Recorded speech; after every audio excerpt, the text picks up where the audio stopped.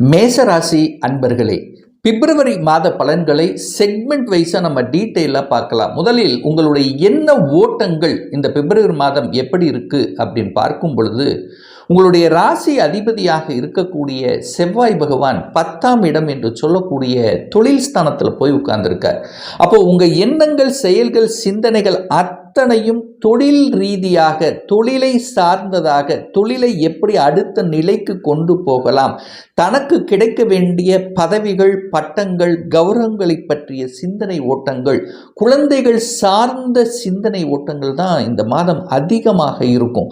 ஏங்க, அவங்க ராசிநாதன் 10ல் போய் அமர்ந்து திக்பலத்தோட வலிமையாக உட்கார்ந்துருக்கு. அது கூட சூரியன் சேர்ந்திருக்கார். அப்போ 1ஆம் அதிபதியும் 5ஆம் அதிபதியும் இணைவு பெற்று இருக்கின்றது அப்படின்னு அர்த்தம். அப்போ நல்ல சிந்தனைகள், நல்ல தன்மைகளை உங்களுக்கு நிச்சயமாக கொடுக்கும். சூரியனை போல இருக்கக்கூடிய தன்மை, சூரியன் எப்படி ஒரு ஸ்ட்ரெயிட் ஃபார்வர்டாக இருக்கிறது, சூரியன் எப்படி ஒரு அதிகார தோரணையில் இருக்கிறது, ஸோ அதே மாதிரி தான் இருப்பீங்க. எந்த நிலையிலும் தன்னுடைய இதை கௌரவத்தை விட்டு கொடுக்க மாட்டீர்கள் அப்படிங்கிறது தான் அமைப்பு. அது 10ஆம் இடத்துல செவ்வாயும் சூரியனும் இணையும் போது அதிகாரம் கிடைக்கும். அதாவது இந்த மேசராசி என்பர்கள் யாருக்கெல்லாம் அந்த அதிகாரம் வேண்டும் அல்லது ஒரு ப்ரமோஷன் வேண்டும் என்று நினைத்து கொண்டிருக்கிறீர்களோ அவர்களுக்கெல்லாம் சக்சஸ் கொடுக்கக்கூடிய ஒரு நல்ல மாதமாக இந்த பிப்ரவரி மாதம் அமைய போகுதுன்னு சொல்லுவேன். அதே சமயத்தில் உங்களுடைய சிந்தனை வளங்கள் எல்லாம் குழந்தையை பற்றிய கவலைகள், குழந்தைகள் செட்டில் ஆகிறது, குழந்தைகளுக்கு ஒரு நல்ல வேலையை அமைத்து கொடுப்பது, குழந்தைகளுக்கு ஏதாவது ஒரு வீட்டையோ ஒரு நிலத்தையோ வாங்கி கொடுப்பது, இப்படி அந்த குழந்தைகளை பற்றிய எண்ண ஓட்டங்கள் மிகுதியாக உங்கள் ஆழ் மனதில் இருக்கும். அதுவும் செவ்வாய் சூரியன் 2 அதாவது உஷ்ண கிரகங்கள் சேரும் பொழுது சில சமயங்களில் கோபமும் ஆக்ரோஷமும் அதிகமாக வரும் இந்த மேசராசி என்பர்கள். ஏன்னா இந்த செவ்வாய் சூரியன் சேர்ந்தாலே அங்கே ஒரு இது வந்துடும், ஒரு கெத்து வந்துடும். தான் நினைத்தது செய்யணுங்கிற அந்த தன்மை அதிகமாக இருக்கும். அப்போது வேலையும் ஒரு சிலர் பாருங்கள் கோபத்தில் விட்டு விடுவாங்க. அந்த கௌரவத்துக்காக ஒரு ஏதாவது ஒன்று சொல்லிட்டாங்கன்னா டக்குன்னு ஒரு முடிவெடுக்கக்கூடிய தன்மையை கொடுத்துடும். ஸோ அங்கே மட்டும் கவனமாக இந்த மேசராசி என்பர்கள் இருக்கணும் என்பதை ஞாபகத்தில் வைத்து கொள்ள வேண்டும். ஏன்னா அந்த செவ்வாய் சூரியன் சேர்ந்தாலும் இங்கே என்ன ஆகும்னா டக்குன்னு வெடிச்சிருவீங்க. அதாவது முடிவை எடுத்துருவீங்க, டக்குன்னு எடுத்துருவீங்க. இந்த வேலை வேண்டாம், போதும், ரைட் அப்படின்னு, அடுத்தது பார்த்துக்கலாம் அப்படிங்கிற தன்மை. பட் ஏற்கனவே இந்த மேசராசி என்பர்களுக்கு 7.5 சனியில் விரய சனி இப்போ இருந்து கொண்டிருக்கிறதுனால விரயம், வேலை விரயம் என்கின்ற அமைப்புக்கேற்ப வேலையை மட்டும் விட்டுவிடக்கூடாது. எக்காரணத்தை கொண்டும் இன்னொரு வேலையை அமைத்து கொண்டு தான் மாறணுங்கிறத ஆழமாக மனதில் பதிய வைத்துக் கொள்ளுங்கள் இந்த மேசராசி அன்பர்கள். 5க்குரியவன் 10ல் உட்கார்ந்துருக்கார். அப்போது இந்த நிறைய மேசராசி என்பர்கள் இந்த அரசாங்கத்தை பற்றிய, அரசு வேலை பற்றிய எண்ண ஓட்டங்கள் தான் அதிகமாக ஓடும்.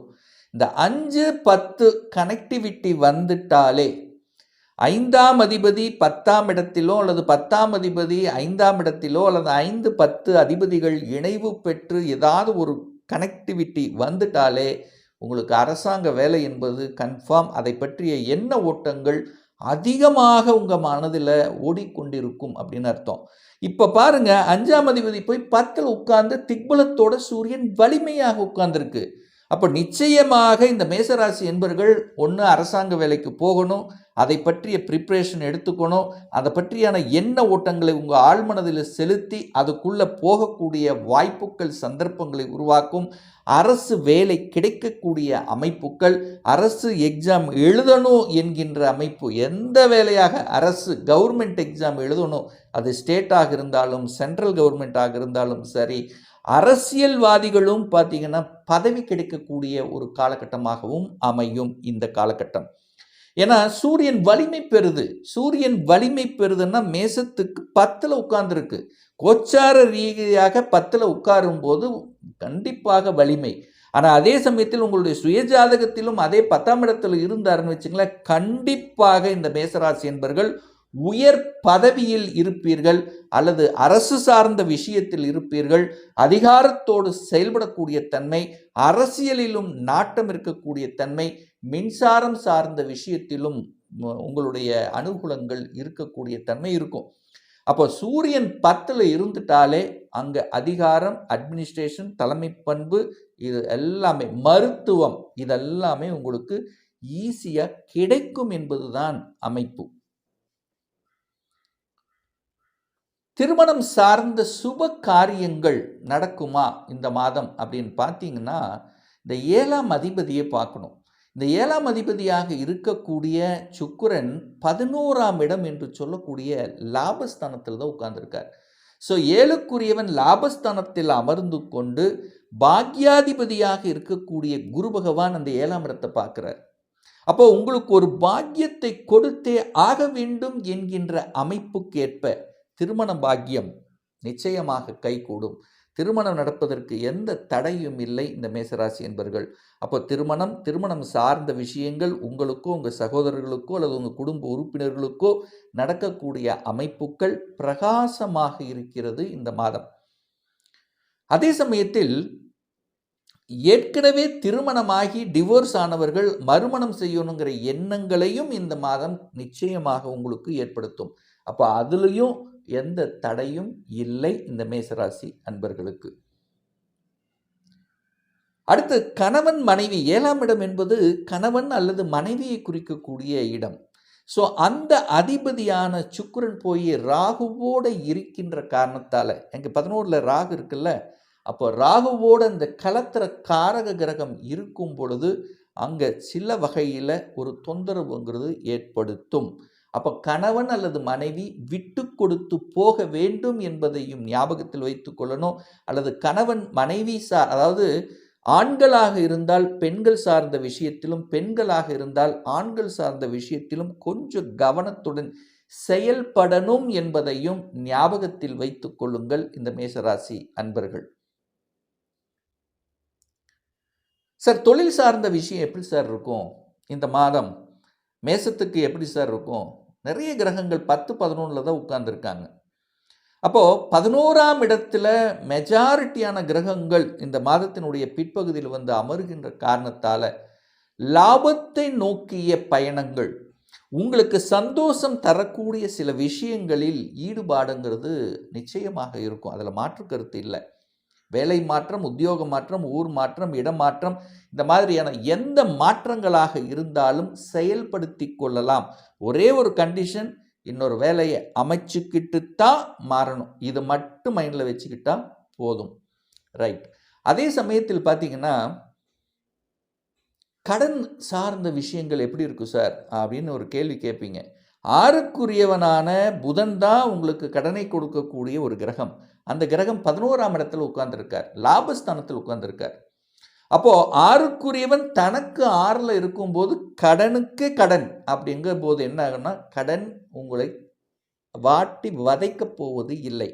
கடன் எப்படியோ இருக்கும், கடனை கட்டிவிடலாம் என்கின்ற தன்னம்பிக்கை உணர்வை கொடுக்கக்கூடிய ஒரு மாதமாகவும் இந்த மேசத்துக்கு அமையும். எதிரிகள் விலகிச் செல்வார்கள். கடன், நோய், யாருக்காவது ஹெல்த்தில் ஏதாவது பிரச்சனை இருக்கா, இந்த மேசராசி என்பர்கள் சரியாகிவிடும். ஏன்னா 6க்குரியவன் தனக்கு 6ல் இருக்கார். அப்போது மேசத்துக்கு ஏதாவது உடல்நல தொந்தரவு பிரச்சனைகள் ஏதாவது இருக்குமேயானால் நிச்சயமாக இந்த பிப்ரவரி மாதம் அதற்கு தீர்வு கிடைக்குங்கிறதுல எந்த மாற்று கருத்தும் கிடையாது. அதே போல் வழக்கு சார்ந்த விஷயமாக இருக்கலாம்.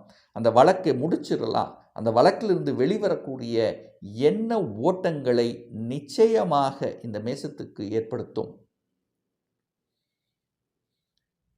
அடுத்து இந்த பாக்யாதிபதியாக இருக்கக்கூடிய குரு பகவான் தன்னுடைய சொந்த நட்சத்திரத்தில் டிராவல் பண்ணுறார்.